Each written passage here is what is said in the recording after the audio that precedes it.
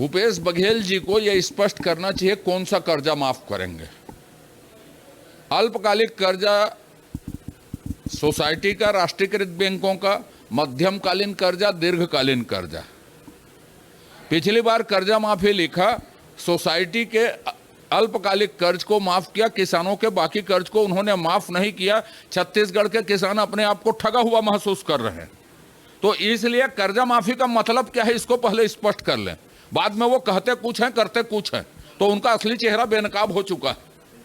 Sir, लेकिन BJP sir इसमें कह रही है कि आप जो कर्जा माफी का घोषणा किए उसको ठीक ढंग से जो परिभाषित करना चाहिए। अजय चंद्राकर जी का भी इस पे पीसी भी हुआ है, उसका कहना है कि परिभाषित करना चाहिए किसको मिलेगा किसको नहीं मिलेगा, क्योंकि 2018 में सवाल उठा रहे हैं। मैंने फिर क्या कहा, जैसे पिछले समय हम लोगों ने किया था उसी तर्ज पे होगा। उसके बाद फिर शंका क्यों हो रही है? इसमें शंका फिर क्या है ना? पिछले 5 साल में बहुत सवाल किए विधानसभा में, सारे जवाब दे दिए गए थे और हमने कहा कि उसी तर्ज पे होगा जैसे पिछले कार्यकाल में हमने किया, पिछले समय जो 5 साल पहले किया था उसी हिसाब से।